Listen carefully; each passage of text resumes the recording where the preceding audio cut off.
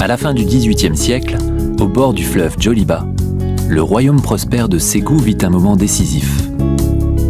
Derrière ces murailles de terre, intrigues et trahisons s'entrelacent. Les chants des griots, porteurs des voix du passé, annoncent déjà des bouleversements qui vont ébranler la famille Traoré et tout le royaume de Ségou. Ségou est un jardin où pousse la ruse. Ségou est bâti sur la trahison. Parle de Ségou hors de Ségou, mais ne parle pas de Ségou dans Ségou.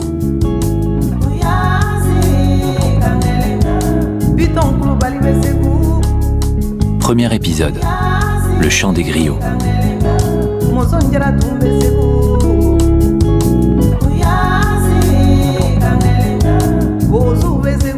Pourquoi ce chant des griots, qu'il avait entendu tant de fois sans y prêter grande attention, ne pouvait-il quitter l'esprit de Doucika?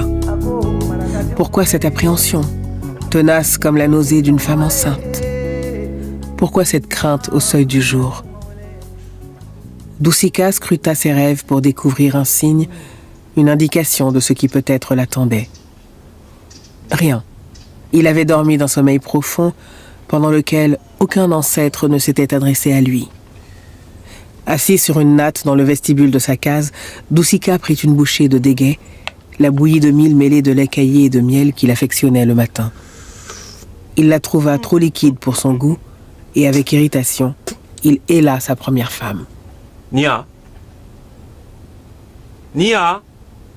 En l'attendant, il prit son frotte-dents de Ntomi, le ficha entre ses belles dents limées afin que, mélangée à sa salive, la sève alimente sa force physique et sa puissance sexuelle. Nia. Qu'est-ce qu'elle fait encore? Comme Nia ne répondait pas, il se leva, sortit de sa case et entra dans la première cour de la concession où habitaient ses femmes. Où est-ce qu'elles sont toutes passées?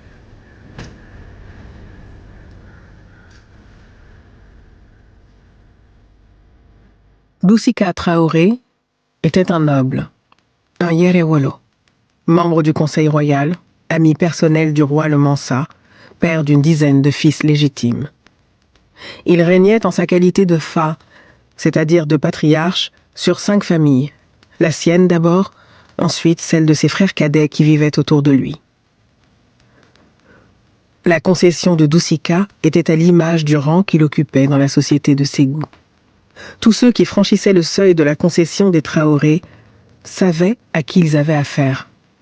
L'opulence se devinait à 1000 signes. Dans des resserres s'entassaient des sacs de kauris et de poudre d'or offerts par le Mansa. Et dans un enclos, derrière les cases, s'ébrouaient des chevaux achetés aux morts. Déserte, la première cour, alors que d'habitude elle grouillait de monde. De plus en plus irritée, Doucika entra dans la seconde cour sur laquelle donnaient les cases de ses 3 femmes et de sa concubine, Sira. Sira. Il trouva cette dernière prostrée sur une natte, une expression de souffrance déformant son beau visage luisant de sueur. Où sont-ils tous? Au fleuve. Au fleuve? Que sont-ils allés faire là-bas? Un homme blanc. Il y a un homme blanc sur la rive du Djoliba. Un homme blanc. Le regard de Doucika descendit jusqu'au ventre de Sira, énorme sous le pagne lâchement noué, puis effrayé remonta sur les murs des cases faits d'argile et de kaolin. Seul, en face d'une femme sur le point d'accoucher. Qu'est-ce qui t'arrive? Je crois que c'est le moment. Depuis plusieurs mois, Doucika n'approchait plus Sira, enceinte pour la 2e fois, par égard pour la vie qu'elle portait en elle. De même, pendant tout le travail de l'accouchement, il devrait se tenir loin d'elle et n'apparaître qu'après sa délivrance avec le prêtre féticheur, alors qu'elle tiendrait déjà son nouveau-né dans ses bras. Sa présence, tandis qu'elle souffrait, ne risquait-elle pas d'irriter les ancêtres? Il hésitait à battre en retraite, à la laisser seule, quand Nia parut. Nia! Où étais-tu? Sans un mot d'explication, encore moins d'excuses, Nia passa devant lui et se pencha sur Sira. Sira, il y a longtemps que tu souffres? Non. Ça m'a pris tout à l'heure. Respire. D'une autre que Nia, Doucika n'aurait pas supporté pareille désinvolture frisant l'impertinence. Mais elle était sa première épouse, sa Baramuso, à laquelle il avait délégué une part de son autorité et, de ce fait, le droit de lui parler d'égal à égal. Ensuite, elle était née Koulibaly, apparentée à l'ancienne famille régnante de Ségou, et tout noble qu'il était, Doucika ne pouvait se vanter d'une aussi prestigieuse origine. C'étaient les ancêtres de Nia qui avaient fondé cette ville sur la rive du Djoliba, vite devenue le cœur d'un vaste empire. C'étaient les frères de ses ancêtres qui régnaient sur le Karta. Aussi, dans l'amour que Doucika lui portait, entrait une large part de respect, presque de crainte.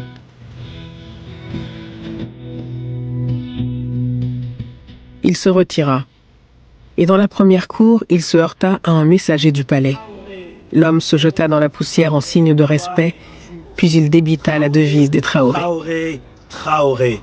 L'homme au long nom ne paye pas le prix de son passage du fleuve. Qu'y a-t-il, messager? Doucika, le Mansa te demande d'urgence au palais. Pourquoi? Ce n'est pas jour du conseil. Ce n'est pas pour le conseil. Il y a un homme blanc sur les bords du fleuve Djoliba qui demande à être reçu par le Mansa. Un homme blanc? Sira ne délirait donc pas.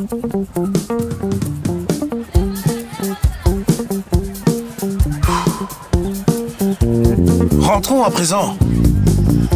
J'ai faim. Naba tira Tiekoro par la blouse et gémit de fatigue. Attends. Mais Tiekoro ne pouvait s'y décider. Il voulait de toutes ses forces voir l'homme blanc. Il interrogea un homme qui venait vers eux. Est-ce que tu l'as vu? Comment est-il? Hein? Comment est-il? Il est pareil à un mort. Sauf qu'il a 2 oreilles rouges et des cheveux couleur d'herbe en saison sèche. On dirait un gilet blé, un génie. Moi aussi je veux le voir. Naba, j'ai une idée. Suis-moi. Suis-moi. Les arbres, il faut grimper aux arbres. Rentrons, Tiekoro. Allez, viens. Viens, arrête de te plaindre. Malgré son jeune âge, Tiekoro, fils aîné de Doucika et de Nia, sa première épouse, atteignait presque la taille d'un adulte. Les griots qui venaient dans la concession chanter les louanges de la famille le comparaient à un rognier qui s'élève dans le désert et lui prédisaient un avenir incomparable. C'était un adolescent silencieux, réfléchi, que l'on s'accordait à trouver arrogant. Quelques mois auparavant, il avait été circoncis, mais il n'avait pas encore été initié. Naba était son petit frère de la même mère. Arrivés devant les arbres, les branches des carités ou des fromagers étaient chargées de grappes humaines. Eh bien, allons-nous-en. Ce ne sera pas pour aujourd'hui.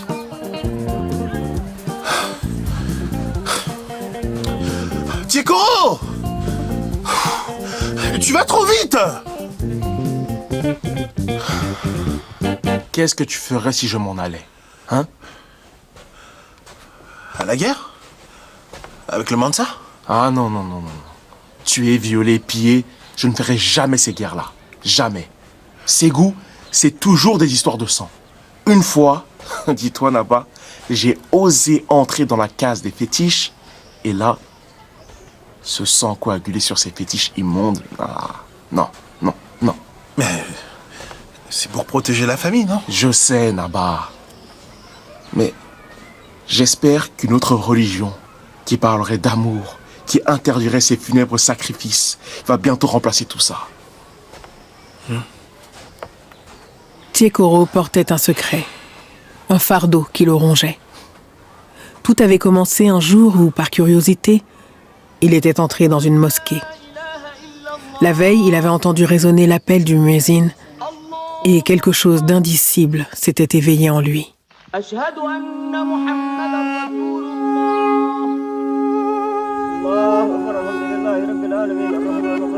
Dans la cour, un homme de l'âge de son père était assis sur une natte. Il portait un ample vêtement bleu foncé sur un pantalon de même teinte. Il était chaussé de babouches jaune clair.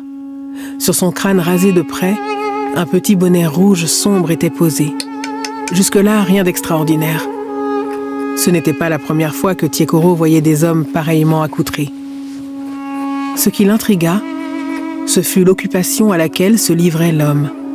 Dans sa main droite, il tenait une tige de bois terminée par une pointe acérée. La trempant dans un récipient, il traçait ensuite de minuscules dessins sur une surface blanche. Tiekoro s'accroupit près de lui. Qu'est-ce que tu fais?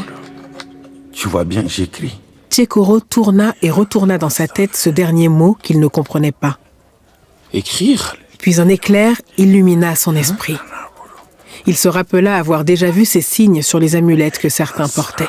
Ah, tu fais de la magie? Tu es un Bambara, n'est-ce pas? Oui, je suis le fils de Doussika Traoré, conseiller à la cour du Mansa, le roi. Ne m'as-tu pas reconnu? Alhamdulillah, alhamdulillah. Je suis El Hadj Ibrahima, simple serviteur de Dieu. Et ça ne m'étonne pas que tu ignores ce que l'écriture signifie. Tiekoro fut ulcéré. Il chercha une réponse cinglante et n'en trouva pas. C'est une manière de garder la mémoire des choses, de transmettre des paroles sans les dire à voix haute. Si ce n'est pas de la magie, c'est quoi alors? C'est un don précieux qui libère l'esprit. Ce que j'écris ici, ce sont des versets, des paroles divines. Des paroles divines? Mais comment peut-on vivre avec ces paroles? Tiekoro sentit un mélange d'émerveillement et d'espoir. Il y a la foi. Il reprit confiance et dès le lendemain, Dieu il revint à la mosquée. et que Mahomet Ses visites devinrent quotidiennes. Il n'y a de Dieu que Dieu et Mohammed est son messager. Ah, alhamdulillah, Rabbil Alamin, bien. Tu progresses. Bientôt, tu pourras lire et écrire par toi-même. Ces paroles résonnaient en lui comme une vérité éclatante. Il n'avait plus qu'un seul désir, quitter Ségou, partir pour Djenné ou mieux encore pour Tombouctou, s'inscrire à l'université de Sankoré et s'éloigner définitivement de l'ombre de son passé.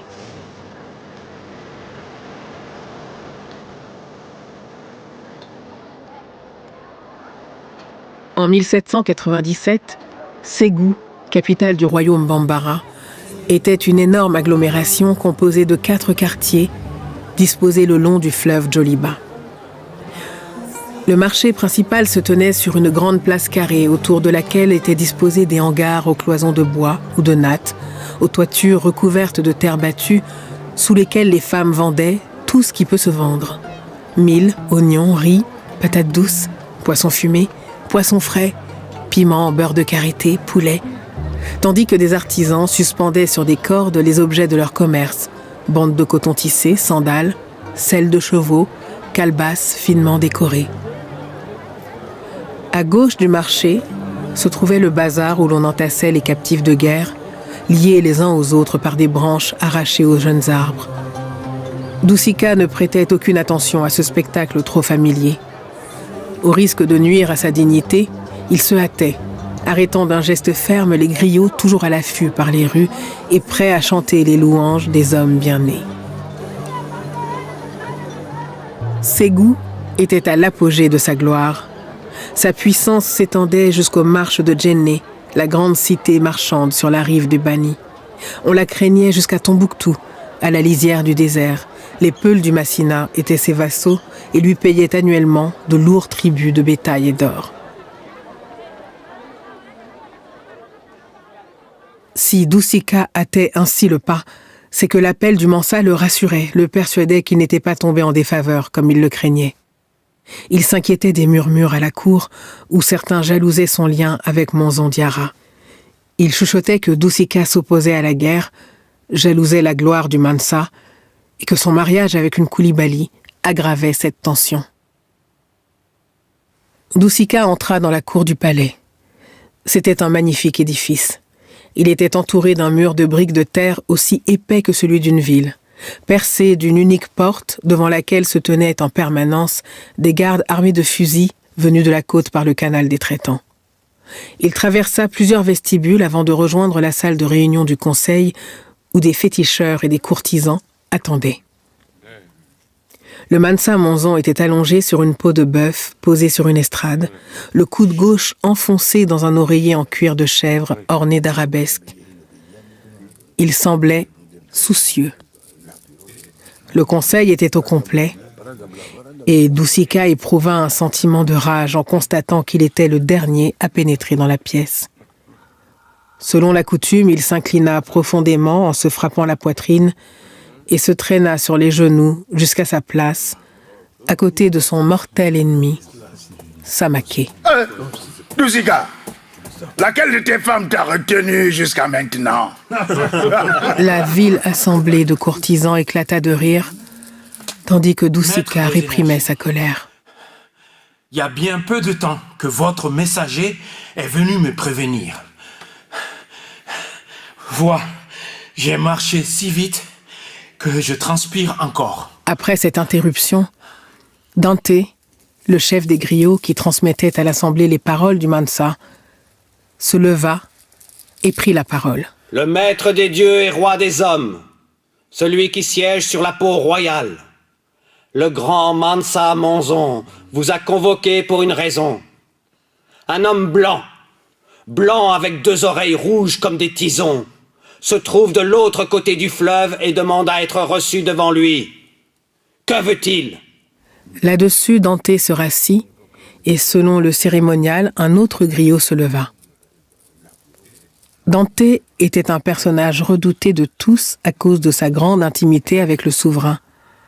Comme il avait également fonction d'espion, son regard parcourait successivement chaque membre du conseil, comme s'il entendait le jauger et faire son rapport. Cet homme blanc dit qu'il n'est pas pareil à un Maure. Il ne veut rien vendre et rien acheter. Il dit qu'il est venu regarder le Djoliba. Ce fut un éclat de rire. N'y avait-il donc pas de rivière au pays de l'homme blanc? Et une rivière ne ressemble-t-elle pas à une autre? Non. Cela cachait quelques pièges, et l'homme blanc ne voulait pas révéler le but réel de sa visite. Doucika demanda la parole. A-t-on interrogé les géomanciens? Doucika, on ne t'a pas attendu pour cela. Foudroyante réplique de Samake. Une fois de plus, Doucika maîtrisa sa colère. Et Dante, le chef des griots, reprit la parole. Ils disent que quoi que nous fassions de cet homme blanc, d'autres pareils à lui viendront et se multiplieront parmi nous. Stupéfaits, les membres du conseil se regardèrent. Des hommes blancs s'installer à Ségou et vivre parmi les Bambara? Amis ou ennemis, cela semblait impossible. Doucika se pencha et murmura, cette fois à l'adresse de son ami Koné, assis à quelque distance de lui. L'as-tu vu, cet homme blanc? Malheureusement, dans le silence qui régnait, cette remarque, assez puérile, il est vrai, fut entendue de tous. Le Mansa se redressa Doucika, et lui jeta avec ironie. si tu veux le voir, il est sur l'autre rive du Djoliba. Tu y trouveras des femmes, des enfants et des bons à rien.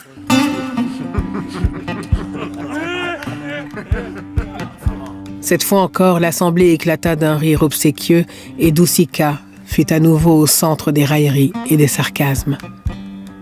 À la vérité, que lui reprochait-on?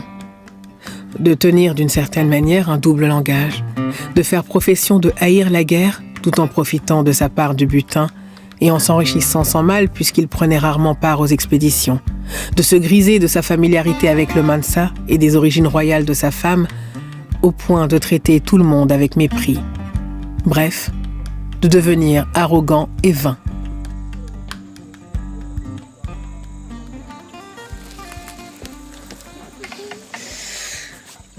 Nia se penchait sur Syrah, inquiète. Les 2 femmes n'étaient plus seules. Étant donné l'affluence de ceux qui voulaient voir l'homme blanc, les pirogues traversant le Djoliba avaient été prises d'assaut. Aussi, après des heures d'attente, nombre d'esclaves, la mort dans l'âme, avaient dû revenir accomplir leurs obligations dans la concession. Je suis là. Je peux pas. Silence. Tu dois être forte. Souka arrive. En hâte, elle avait fait chercher Souka, la matrone qui avait délivré toutes les épouses de Doucika et ranimé de ses mains habiles plus d'un nouveau-né hésitant à entrer dans le monde visible. En attendant, elle faisait déjà brûler des plantes destinées à chasser les mauvais esprits et à favoriser la montée du lait. Puis elle revint vers Sira, accroupie afin de faciliter l'expulsion.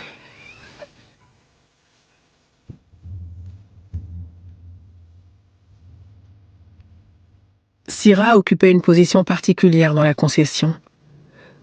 Ce n'était pas une Bambara, mais une Peul.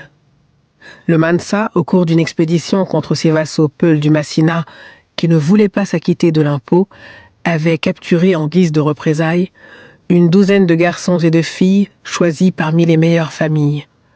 Il avait l'intention de les restituer dès paiement des sommes dues. Mais un jour, Doucika, traversant une des cours du palais pour se rendre à la séance du conseil, avait aperçu Sira et l'avait souhaitée pour concubine. Vu les liens qui les unissaient, le Mansa, malgré son déplaisir, n'avait pu la lui refuser. Par la suite, l'impôt avait été payé et la famille de Sira avait envoyé une délégation pour la reprendre. Mais Doucika avait refusé d'obéir. D'ailleurs, il était trop tard. Sira était déjà grosse. Étrangère et captive, Doucika n'avait pu l'épouser. Cependant, il était évident qu'il la préférait à ses compagnes légitimes, à celles qui partageaient sa langue et ses dieux. D'abord, Nia avait haï Sira. Ce n'était certes pas la première fois que Doucika prenait une concubine. On ne comptait plus les esclaves qui la nuit se succédaient dans sa case. Pourtant, jamais à aucune d'entre elles, il n'avait accordé tant de prix. Nia ne s'y trompait pas. Elle lisait sa passion à 1000 signes, invisibles pour les autres. Puis, sans qu'elle sache comment, sa haine et sa jalousie avaient fait place à des sentiments de pitié, de solidarité et d'affection. Le sort qui avait frappé Sira aurait pu la frapper également. La violence des hommes, le caprice de l'un d'entre eux aurait pu l'arracher à la maison de son père, au bras de sa mère, pour en faire un objet de troc, d'échange. Alors, à la surprise de tous, elle s'était mise à protéger son ancienne rivale.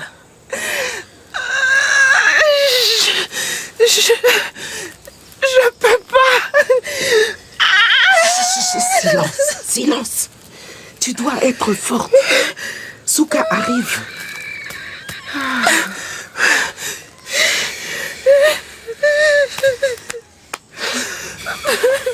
Nia, qui ne voulait pas entendre dire que sa coépouse avait manqué de courage au moment de l'épreuve suprême, essaya de la calmer. Elle songea qu'une fois Souka arrivée, elle irait déposer une nouvelle offrande dans la case aux autels, dans la dernière cour de la concession. Elle n'y avait pas manqué peu après son réveil, mais sachant que l'hivernage précédent, Sira avait accouché d'un enfant mort-né, il fallait redoubler de précautions. Elle tenait en réserve un coq blanc dont la couleur plairait au dieu Pharaon, qui, nuit et jour, veille à la bonne marche de l'univers. Souka entra. Il est encore temps. Nous devons agir vite. Voilà.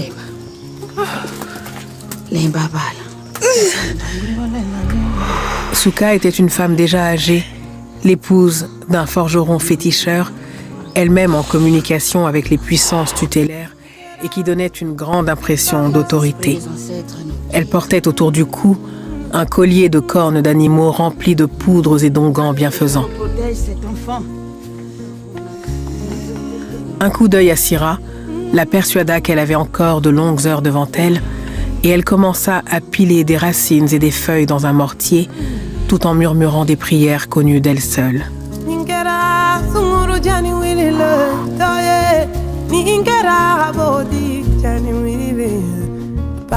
Rassurée par sa venue, Nia sortit pour aller recueillir un peu de lait de chèvre qu'il serait bon de faire avaler au nouveau-né avant celui de sa mère. Nia se dirigea vers la petite case aux autels.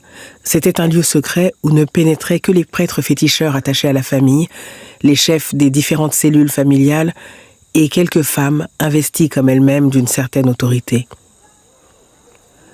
Dans la deuxième cour, elle se heurta à Doucika de retour du palais et visiblement à sa recherche. Nia, Monzon m'a encore humilié et devant... Défais la ceinture de ton pantalon. Syrah est en travail.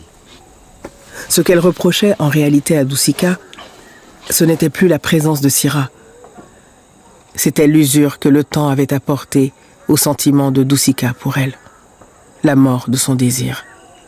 La routine installée dans leur relation. À présent, pendant les nuits qu'elle passait dans sa case, ils dormaient sans se toucher. Leur seule conversation tournait autour des enfants, de l'usage des biens, des soucis de la vie publique.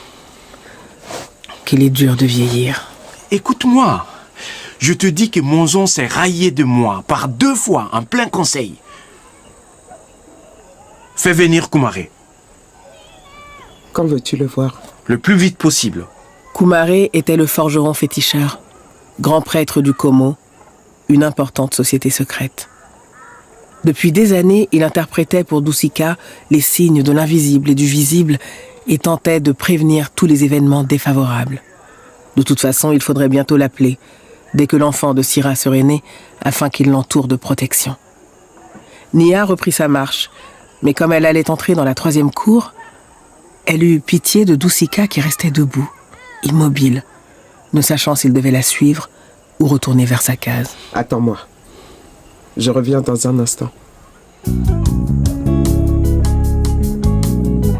Il la regarda s'éloigner, partagé entre le chagrin que lui causait son indifférence et le désir de s'accrocher à son pagne comme un petit enfant. Quel âge avait-elle? Il ne le savait pas plus que son âge à lui-même. Ils étaient mariés depuis 16 saisons sèches. Alors elle devait en compter 32. Sa taille s'était alourdie, ses seins s'étaient affaissés et déjà les rides de la responsabilité accusaient ses traits, altiers et fins, comme ceux de tous les Koulibaly qu'on disait les plus beaux des Bambara.